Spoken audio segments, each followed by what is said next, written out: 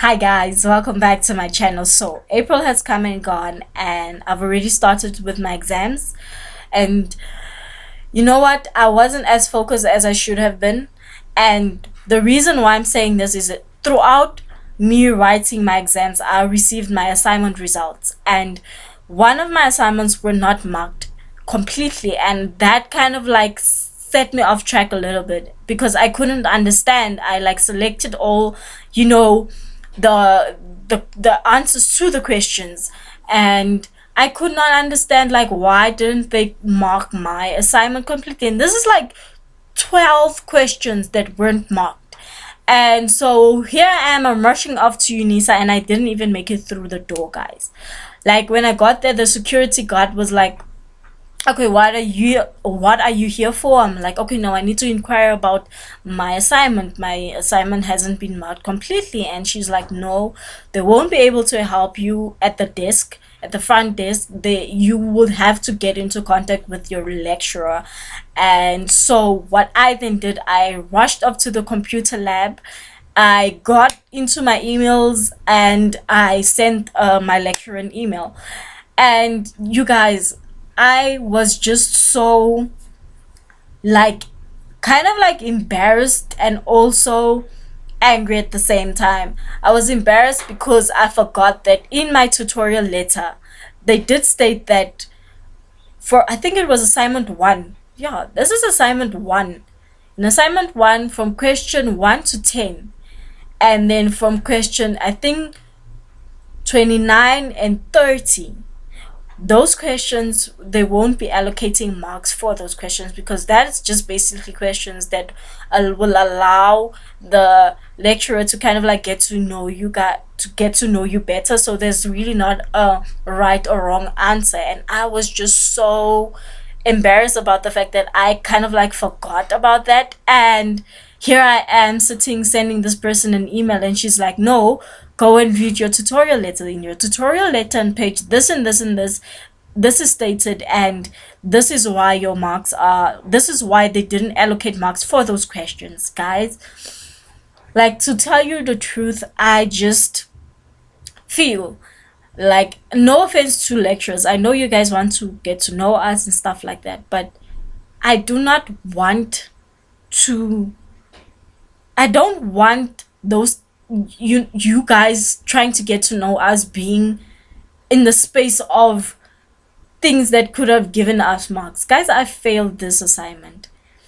I failed it, and I cannot explain to you guys how it felt, because this is economics and I enjoy economics. It was one of my favorite subjects at school, and also at Nkangala I did economics, and I fly throughout, my that subject. And here I am failing an assignment, the first assignment nogals, and this lecturer is telling me, no, because of, this and this is why we couldn't allocate marks. And I just kind of like felt like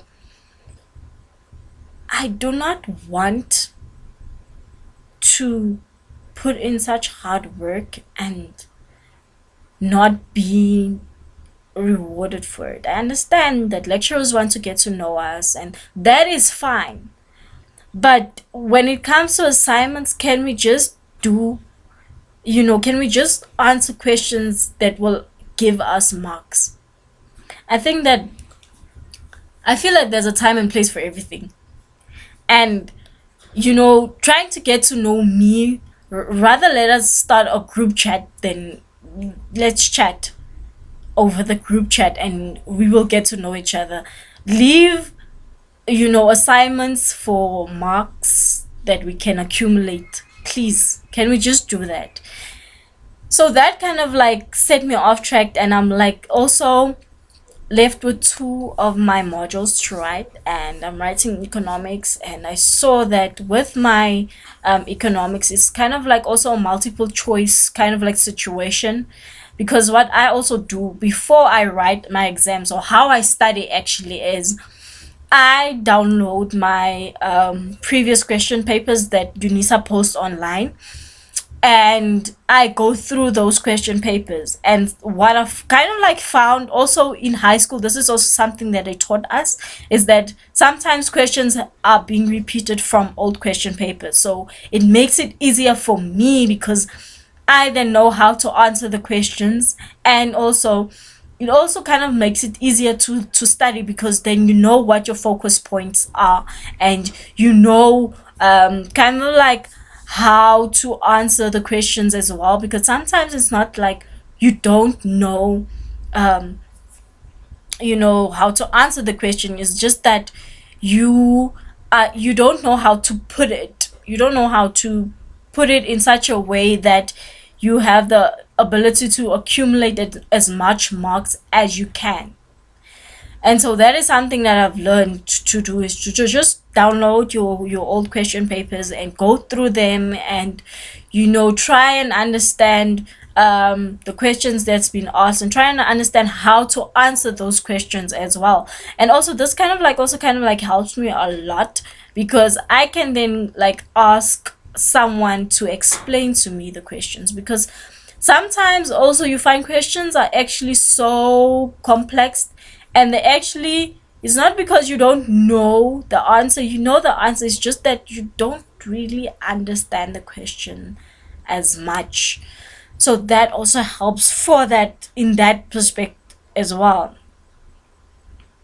So guys, as I'm studying and as I'm going through my exams, like at work, things are just like erupting, and not like erupting in a negative way, because like I've received a lot of work now. And it's also kind of nice to see people are actually trusting you a little bit more, because now you've been doing stuff and you kind of like know how to do it.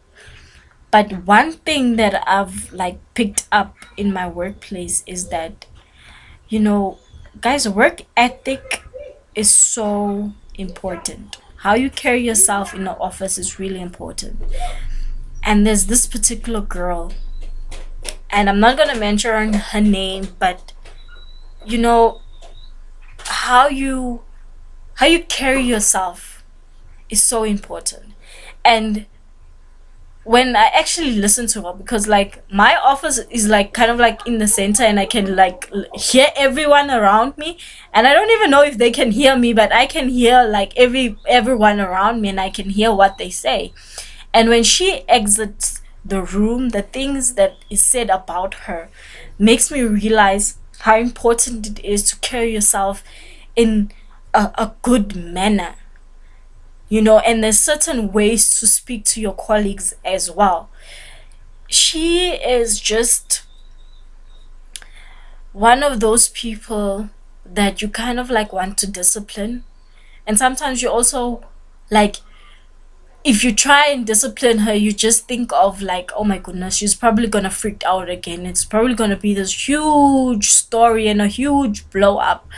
And so I just decided to leave her. And today she did it again, and she spoke in such a disrespectful manner to one of our colleagues. And guys, I don't understand why people think it's cute, or did somebody tell them that it's cute, or did somebody tell them that you are badass or something like that, because her behavior is really unacceptable.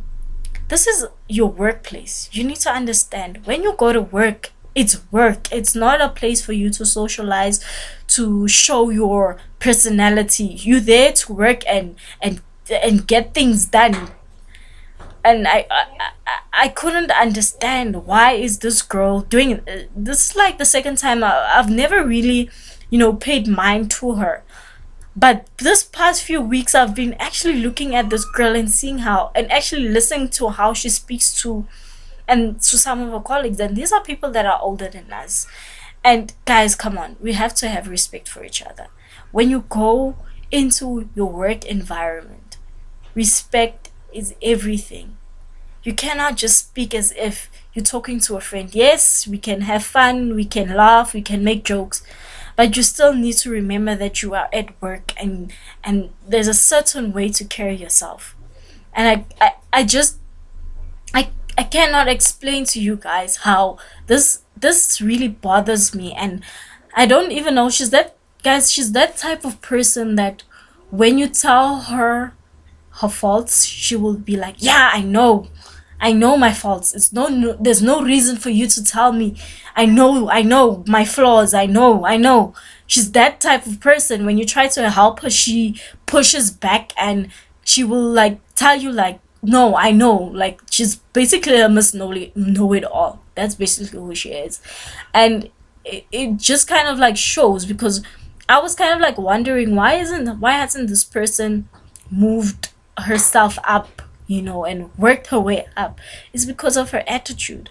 And this is something that was also like taught to us at school. Your attitude will determine how far you'll go. And I always like, what does the teacher mean when they say your attitude will determine how far you go? And this is what I actually saw, is that your attitude really determines how far you'll go. And when I see how long she's been in the company, like, she could have built herself, perhaps even be a receptionist, or be an assistant to one of the lawyers, had she had the right attitude. But she doesn't. And sometimes with people like that, you kind of like have to let them go as well, because they don't get it. For them, this is good. This is who they are. This is them keeping it real. And it's not a great image to have. Guys, you can be good at your job, but if you have a stinking attitude, if you have a disrespectful attitude, if you are, oh my goodness, if you don't pay mind to other people's feelings and how you approach them, nothing is gonna go for you. Nothing, no opportunity. People will think 1,000 times before they give you an opportunity, because they don't want to deal with that. For them, they don't want to guys, no boss wants to deal with an employee that is over the top, that has an attitude, and that is disrespectful. No boss wants to deal with that. And that is why some of you guys, you cry about, "Oh, I'm not receiving opportunities." Perhaps you should look at your attitude, and how you speak, and how you carry yourself throughout in the office space. Because, to tell you the truth, if a boss takes you and promotes you, it means that you're gonna deal with like bigger clients. And if I don't think no employee or no entrepreneur wants to lose a big client because of their staff, and because of their staff and the staff not knowing ethics. So one of the things that I've learned this week is, carry yourself, have respect, understand that your job is your job. When you get to work and go home. That's the advice that I can give, especially for young people who think, "Oh, I'm working, it's hip and happy." No, go to work, do your job well, and leave. It's not a place to socialize. It's not a place to talk about what you did. Kadisha Bean, guys, this person is even so talking about her vagina. Like, yo, I could not be. I could not believe it when she dropped that. I could not believe, guys. Like, carry yourselves with grace and respect. And believe me, opportunities will come. And if you receive those opportunities, continue to carry yourself in a good manner. Because ultimately, that is what an employee kind of like wants, because they know that they can take you places, and they know that they can trust you to deal with clients, and they won't have to freak out, or won't have to worry about how you address that client, or them losing the client because you were the one that addressed them. So carry yourselves well, guys, and kind of like understand your work is your work. I cannot stress this enough. Go to work, do it well, and go home.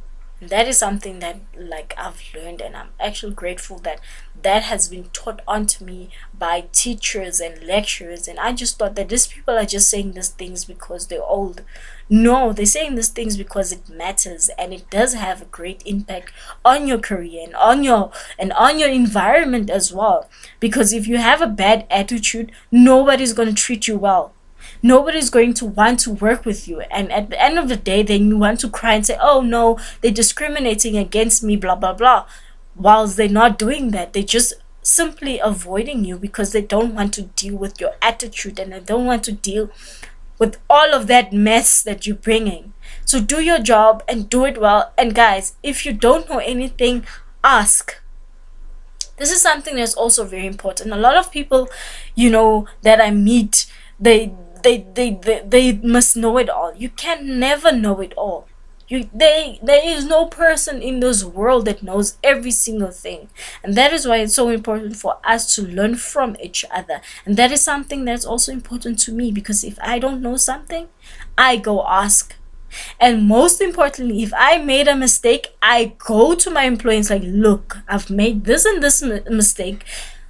How can I fix it? Because you guys need to understand, I'm working in a law firm and I'm not studying law. So I basically am, learning as I go. So I am going to make mistakes, and I am making a lot of mistakes. But one thing that I've learned is to solve your mistakes, especially if you are the one that created them. Solve them and make sure that you don't repeat them again. Even though for me it's kind of like difficult, because sometimes I kind of like repeat them a little bit, because like things kind of like look the same to me, even though I've been working for a couple of months. And I think it's also because it's not clicking in my head, because I'm not studying law, I'm actually doing accounting. But one thing that I've told myself every single day is that if I make a mistake, I will go and report that I made a mistake. If I don't know, I will ask, and I will learn as much as I can so that I can become independent. And that is something employees also want, from the employer. If the employees want from no employers want from the employees, gosh, for them to be independent. And I hope this advice helps you guys, and I hope you guys also understand that it's very important to carry yourself in a certain way. So catch you guys in my next one. I most definitely am gonna start and prepare for my economics exams. So yeah, ciao.